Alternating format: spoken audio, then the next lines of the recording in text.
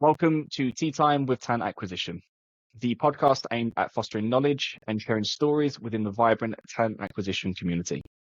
I'm your host, Eden, and for the next hour or so, I'm going to be joined by a global talent acquisition leader with a proven record in developing strategic talent acquisition and retention solutions, leaning on over 15 years of experience in diverse industries and 7 years in leadership roles, focusing towards innovative talent strategies, stakeholder management, and diversity inclusion initiatives. I'm very excited to sit down with her and get her take on data-driven recruitment. More specifically, how we can use such data to drive a more successful talent acquisition team. So when you're ready, grab your favorite tea or coffee, if you prefer, and join me in welcoming today's guest, the Global Talent Acquisition and Strategic Leader, Stella Zita. So thanks so much for joining. Thank you. Thank you so much for having me, Eden. Nice. And before we dive into the core topic of, as I mentioned in that introduction, data and data recruitment, what I'd like to do is just peel it back a second and ask you the same question everybody gets at the beginning of the show. Let's call it the icebreaker, right? So you've been in talent acquisition for a long time, but what do you think is the biggest struggle talent teams face today?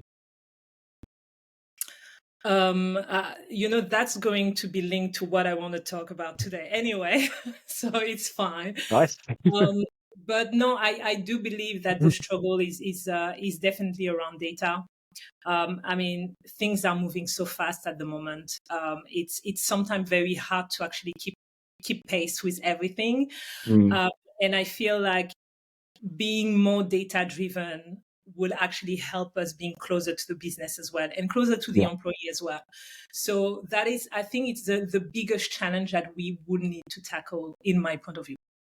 Okay. So let's segue straight into, when we talk about data-driven recruitment and evidence-based recruitment, what do we actually mean by those terms? Yeah, I think before, and because my background is from the agency, so agency recruitment has always been like very much data driven, like numbers. But I think like with nowadays things has changed, and it's not about quantitative data, but it's also about qualitative data. It's about survey, it's about insight actually. And so it's all those things that you can actually use to make informed decision. When we talk about evidence-based, and this is something that I actually discovered like probably more than 6 months ago, and I actually have applied, and I'm more than happy to share what it was. But it's looking at different type of evidence when you make a decision, and I think as a talent acquisition, what we tend to do, we tend to actually rely on our experience, on our biases as well, because we have a lot of biases in terms of how we're doing recruitment and how we should not do it. And so we rely a lot on that. And then what it makes is like we do not open our horizon to new things or to things that we probably, would not use, in the past. So this is what I actually mean in terms of data-driven and evidence-based. So why did you get interested, I guess, in this topic? Why has it become important? Yeah, I think so. Going back to my time in a recruitment agency, what I realized is like it was all about numbers, and obviously when you had the numbers, you were successful. Feel-good factor. Sorry, it's the feel-good factor when you've got the numbers. Yeah, exactly. And so after working for an agency, I worked with corporate company, and then after that I worked with a smaller company as well. And so I've always been interested in trying to understand what makes success happen, and what makes success happen in the talent acquisition team, but also the people we're hiring. And that has actually caught my attention, because what I've always wanted to do, and this is what I'm doing now, is really looking at how you can hire great talent and how you can make sure you retain them in order for them to be productive and actually grow the business. And I think after a certain time, it's ways actually has developed, making sure that there is a balance when you're working on talent acquisition. That all stems back to having more of a data-led approach to get the outcome of higher retention, more productivity into your team. And that's kind of what you found in your journey then. Yeah, more productivity in the team, but also more productivity from the people you're hiring. And also, thinking as a talent acquisition, how can I also have my say on that? How can I also have, my touch on this piece? Hmm. Because most of the time, and this is how, I started my journey in talent acquisition. It was, as long as you hire someone and they are here on the first day, your work is finished. And I was like, yes, but It's not it true. should not be. It should not be, actually. We should actually go beyond and really looking at, yeah, we need to look at the people, and when they pass the first day, we need, it's kind of a checkpoint. But we should also, look at, what's make them successful, and really using those information back into our recruitment funnel, and see if there is anything to tweak, if there is anything to, change. So yeah, both. Yeah, I love that. When we do a lot of data-led recruitment, not just for KPIs or anything like that, but specifically how do you engage somebody? What method of engagement is working for a potential customer, for a potential candidate, and obviously doing internal talent acquisition, we'll look more at the candidates in general for us, but we'll understand, okay, what was it about that particular reach? How did we engage them? And we start to try and peel back. So then it becomes more intentional each iteration, and the success is there. You have a higher response rate, you get more candidates going through the funnel that are more successful in the long term. So the end customer, in my case, or your stakeholders in the internal side, have a better outcome just by Mhm. taking a bit more time at that initial stage to understand what's happening and why. Um, why do you feel that there's not a more dramatic shift towards this focus already, shall we say? Mm, I think I think talent acquisition professional are pretty much busy, and I feel like maybe a little bit more now, taking into account, what is happening on the market, people losing their jobs. So that's when the people who are staying might have even more to do Yeah, than I can see usual. that. And so, what is happening is like we're just catching up constantly. And it's very hard to, be at that moment where, hey, we have caught up everything, and now let's actually look beyond. Um, and so I think that's the reason why it's actually taking time. And also we have new technology, coming up. And I do feel like what is happening is we probably shifting our mindset. Technology will do their work. They will do that for us. We don't probably need to think about that now, but we actually do, because we are going to, drive and lead those technology. We are Yeah. the driver. They are not the driver. So we are here to tell them what to do, when to do it, and how to do that. And I think that is very important. One thing that I noted, in terms of what you were saying, and I just wanted to jump on that. You were mentioning you're looking at the engagement as well, Yeah. the people you're messaging. I mean, one of the things like evidence based is also, helping you with is we're now, and I'm probably going to talk about UK, but I think it's happening, across the world anyway. Hmm. But we're now having a demographic shift. Hmm. And so that means you have senior people and Gen Z and millennium, everyone on the market. You might not gonna approach, someone 50 plus as you're approaching someone who's, 24, 22, Yeah. and so you need to also think about what it is that those different demographics today are looking for, taking into account the economical situation we are in. And then your work is actually becoming more interesting, because you're like, oh, you're trying to find all the things and really testing what research are telling you, and how to communicate with those people, or how to engage. So Could you might have done this thing. So there's very few talent teams that I know are aware of this approach, but I'm hoping now that this has come up in your past. But have you done candidate personas before? No, but I heard about it, and Yeah. that is it's an amazing things to do because of that, because of what is Yeah, that's what I was happening. just thinking about what you're saying, all these different demographics. And for anyone who's not listening, candidate personas like buyer persona, but you just take a second and you understand who is our potential candidate in this role.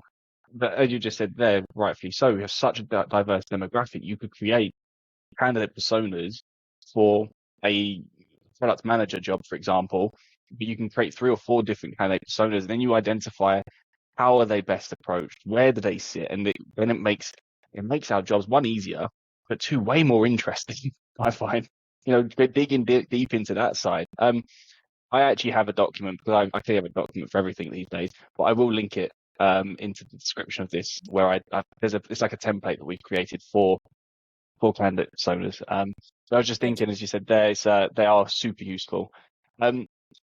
Before we dive into kind of the examples of how you've done this, I'm curious to spend a bit more time into the practicality of doing it right now. You hit the nail on the head. TA teams are so busy. Our job is never done. Even when you've hired that person, someone else leaves, you got to rehire someone, or something happened. Our job is just never finished. Once you realize that, I think it becomes a little bit easier to swallow. But in the early years, I really struggled with that, like trying to balance time.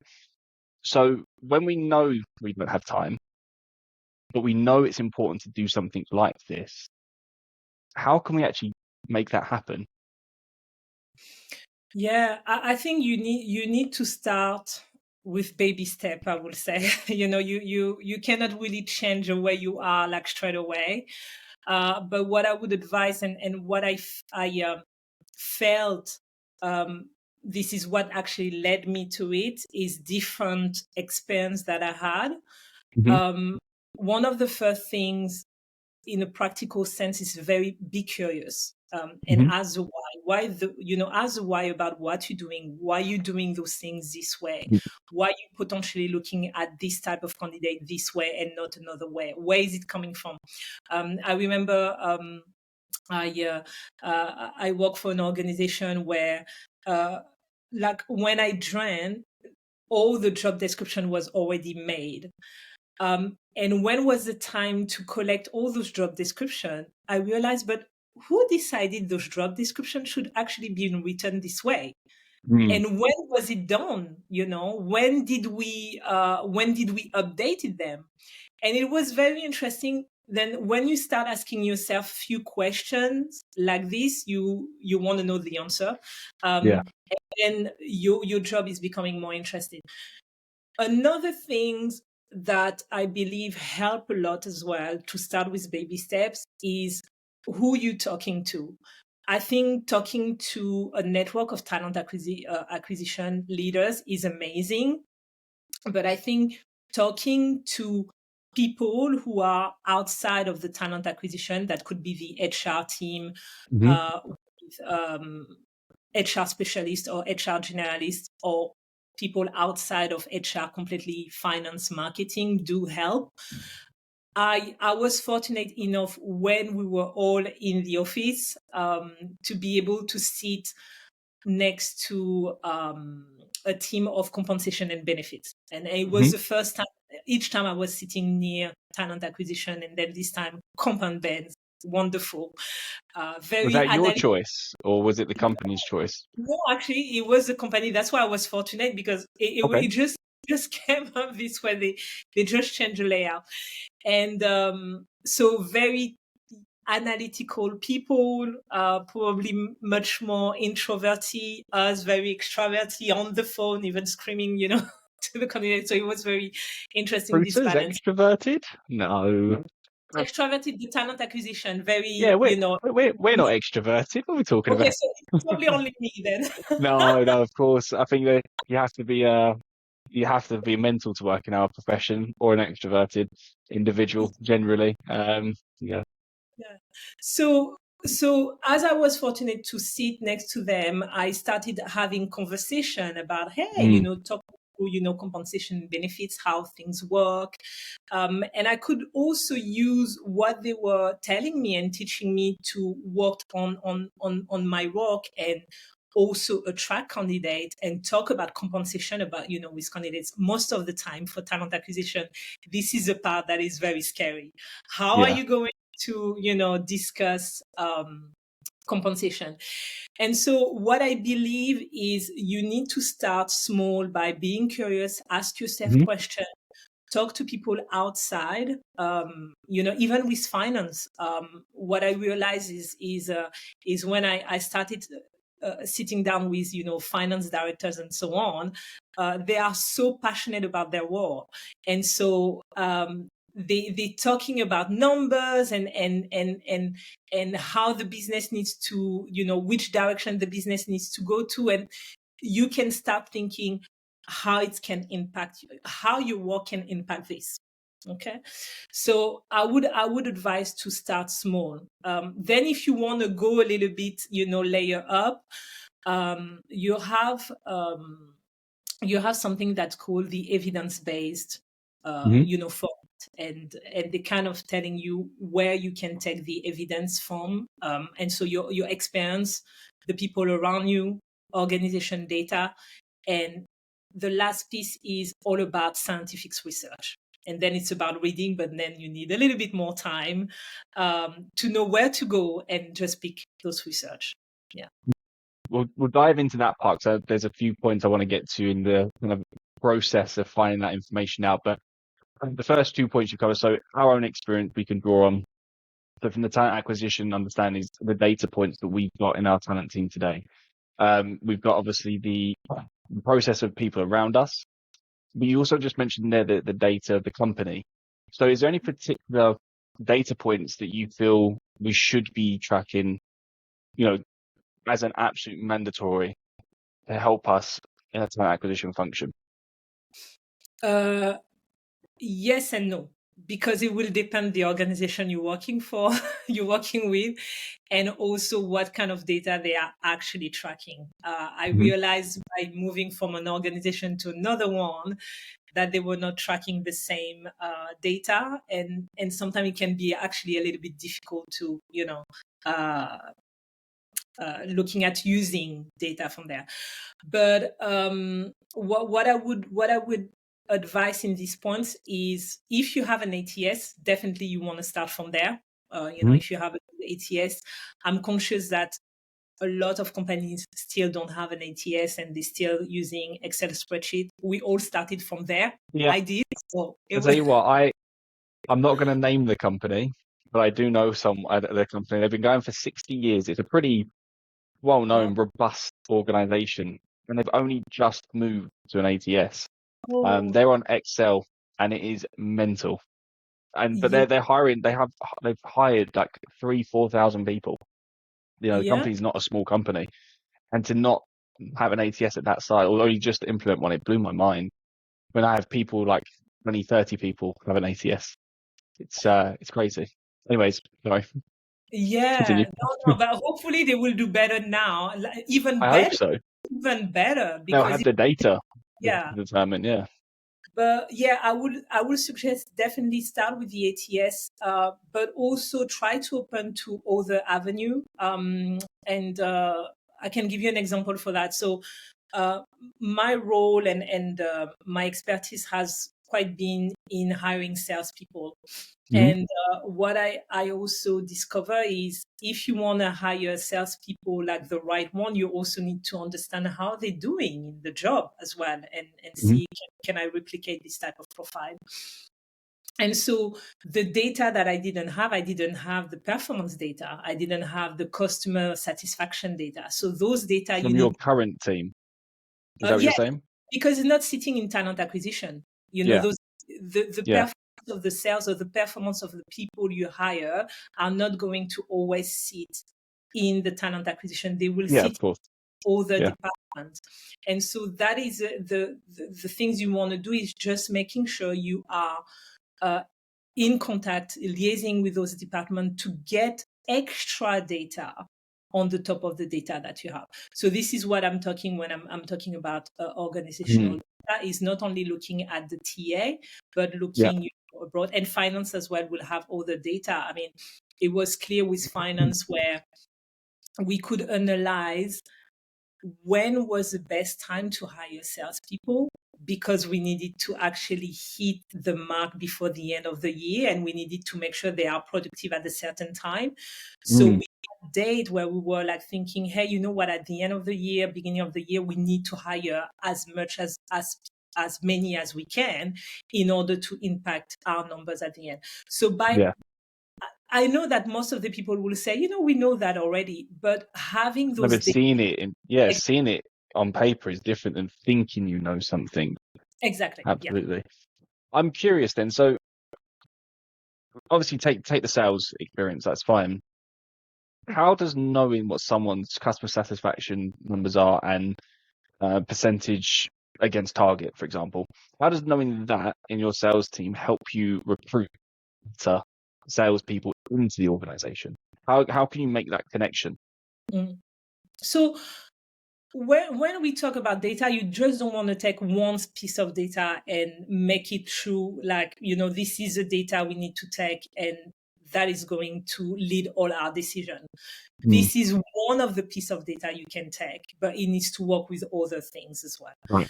But taking the data about productivity, when you work for an organization which is driven by making money, most of the organizations are driven somehow making money, otherwise they're not Mm-hmm. going to be able to survive. You need to make sure as well, they need to make sure that their sales team are productive. So by understanding all that, customer satisfaction means customer retention, productivity of the sales mean actually more deals and more money in the company. But by understanding that, what we've done actually, I was liaising with at that time the training manager. Mm-hmm. So what we build from scratch is understanding the people who are performing in the first 6 months, and then looking at how they perform in their training time, and Mm-hmm. then looking again, how did they perform in the interview process. And because we had competency-based interview, we had allocated, a certain range for different competencies, Mm-hmm. and we were able to track, okay, what could be the right profile. And what is very interesting when you work with other people is the sales training at that time was telling me, let's not look for one ideal profile. Let's look for different type of profile that are successful. And then yes, you're right, because not one profile. It can be people who are completely Yeah. different, extroverted, introverted, having 10 years experience, 2 years experience, and still be. But by trying to understand what is the recipe for success. So this is how you can use the data this way. Love that. I'm processing it as you're saying it. I love that idea of looking at how that person performed, taking it back to how they performed in their onboarding, taking it back to their interview process. Then you can even go back again and say, okay, what are the things that stood out in that person's profile, the resume? And that's how you can then come in and train your talent acquisition team to say, again, it's not one size fits all, but these are the top performers we have in this part of the organization. This is the journey that they've been on, and try to start understanding what's the commonalities between them. Mm-hmm. That's really, really interesting. That's complete different level of recruitment. Yeah. That's I've got nothing else to say on that. It's a But really good approach. yeah, there is a lot of things to do, and just based on the CV, just be careful at that as well, because you know that a lot of companies now are moving away from the CV as well. So you want to take that into consideration because the CV, for certain role, now we're moving into like skills-based hiring. Oh yeah. Okay, Yeah. sorry. Yeah. Yeah. So not for all the role, but for certain roles, like organization, and you need to also understand that. I think what was interesting when we did this kind of exercise was that there was competencies that we were looking at that didn't have any impact on candidates' productivity. However, in other locations, these type of competencies needed to be checked to ensure that people were productive. So that, especially when you hire internationally and not only in the country, it's also understanding that in different countries, people will be different, and because you might potentially look at different profile as well. Okay, that's one of the question that can come up. But it was very interesting to see, do we want to change something? Do we want to actually remove that competencies and put something that is very important for us in this location? Yeah. And then you that have makes it more unique to what you're hiring for, and it's not a blanket, this is what we have to have because someone else said it and we're running with it again. Exactly. Yeah. So you just want to collect enough data in order to really understand, am I going into the right direction, or am I actually wasting time, or can I do better? Can I generate better for the business? The better value proposition. Collecting data obviously takes a lot of time though, and it's time we don't have. So what happens then, right? So let's say we want to go down this approach. So how can we utilize this approach when either data is limited because we're a new company or we've never tracked it before, or simply I just don't have the time and capacity to go out and do this, but I'm interested. So how, kind of what I know it's two different avenues to go down, but how would you kind of recommend there? I think before AI, what I will tell you, and after AI, this is what I will tell you. Because now there is AI, and it's also, again, depend how your organization is based on AI, what you can use, because there is new AI platform coming up. I feel it's every single day. And so it's very, very challenging to know what your organization will allow you to use. For an organization who do not have the data, is to start collecting the data. You have no choice, unless someone else has a better idea. Please, let me know. But starting collecting the data. However, what you can also look at is, when I was talking about research studies and looking at what other organization has done in terms of research, not in terms of what your colleague has done in this other company, because research will also give you so many details about how the research actually has been done, and the outcome and the limitation of that. So you can look into that first if you don't have those data, and really looked at how you can actually start from scratch. If you have already data, I believe you should potentially have the possibility to use AI, but that is another podcast. I'm not going to talk about AI because I don't manage it well. I mean, to be fair, we've had leaning into AI, which came out last season from when this one's recorded, and we've also now got the anti-AI perspective. So we've done both sides of it to look at from both lenses. I think there's pros and against for both sides, and it always comes down to when whoever's listening to this and when they're listening to this, hopefully we'll have some bit more regulations into AI beforehand. But I think it's just doing it with a sensible lens and not just rushing into the usage of AI because it has, because you can, and it's just understanding, is it actually viable for our business, and taking it from there, in my opinion. No, it's a big topic. I believe there is some task you can actually use AI to make your day-to-day work and very redundant type of task, already automate. Just making sure you're using AI for that. Are you going to use AI for everything? That I hope not. No. I do not believe so. Otherwise, we haven't got a job, and that makes it a bit more awkward for us. I don't think this is what's going to happen. When you looked at the type of skill that we would need for the future, is all the critical thinking skills. An AI won't be able to do that unless it has someone, behind it actually explaining, hey, this is what the AI needs to do, but it's not going to, for what I've been reading so far. But you never know. not hopefully now our professional lifetimes, let's say that one.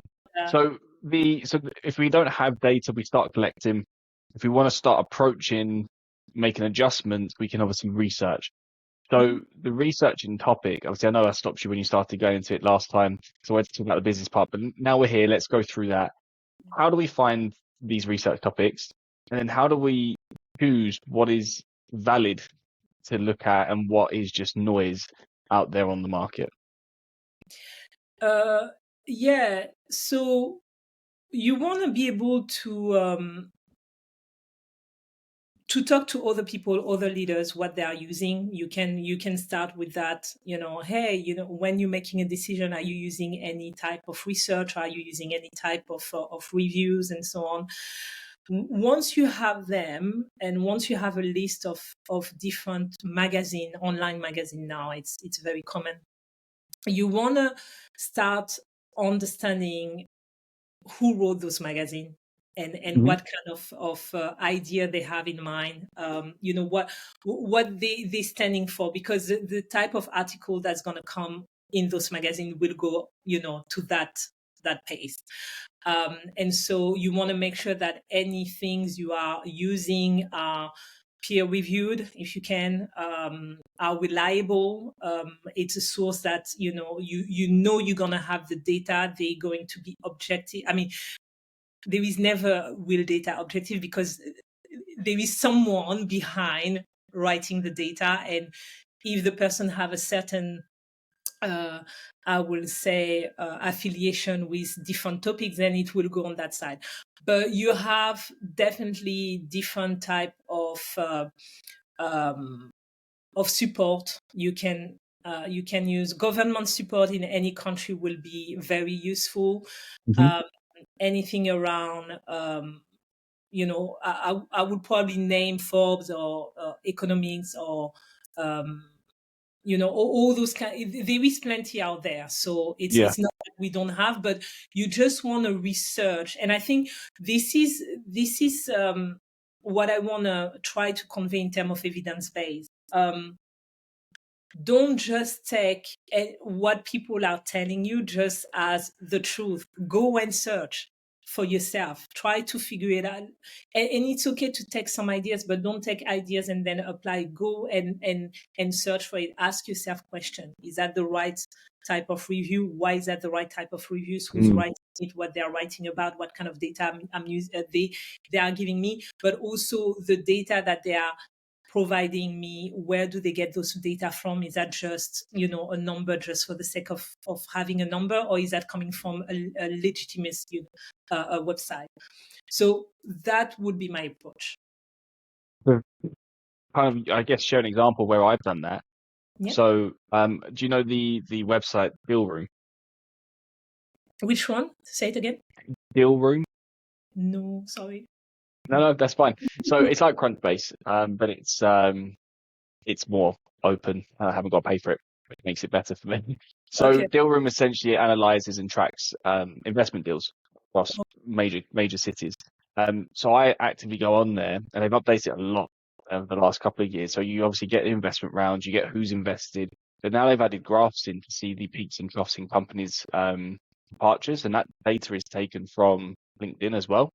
So over the last year to 2 years, obviously we've seen big spikes of growth and obviously big drops off, and it ranks them on who's making redundancies and who's hiring people. Taking that as the evidence, you can then go and utilize that as a method of understanding what companies are better for you to potentially headhunt from. As a as a talent acquisition professional, your job is to go find candidates.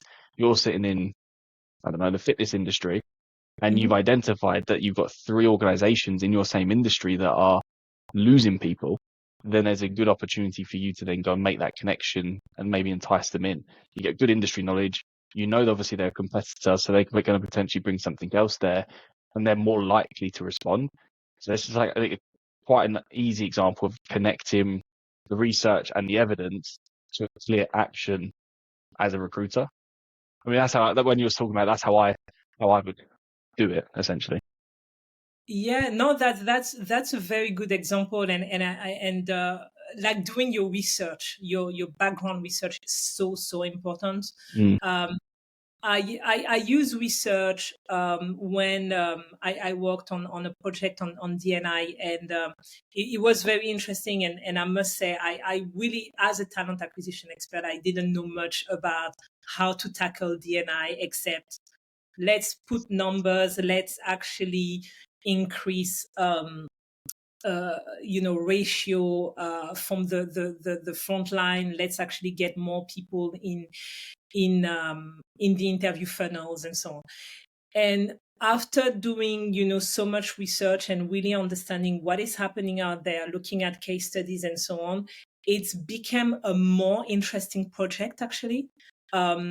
And we started collecting more data from our company. So we had the data, which was already interesting.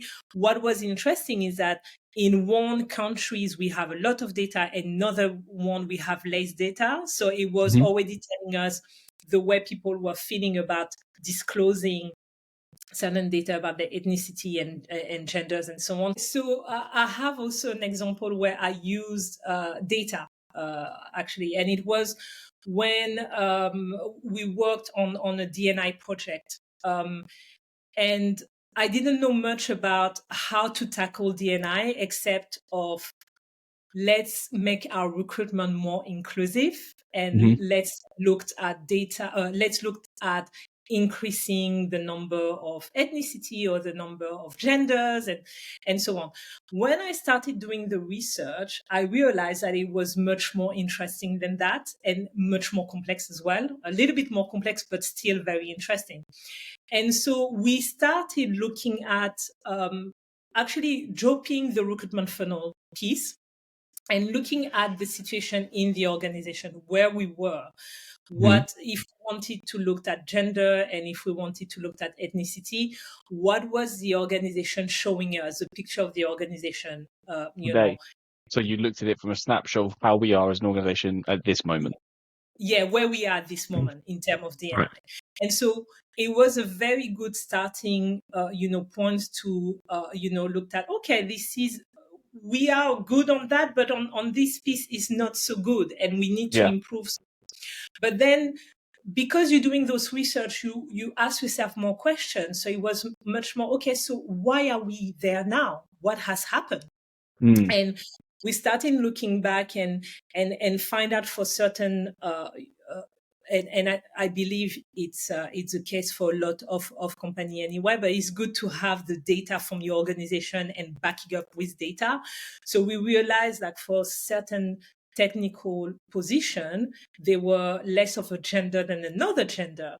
And then discussing more with HR and not only the talent acquisition, but more people in the company, we realized that a certain gender who didn't want to go up to those technical positions, there was a mindset and a culture in the company that was circulating.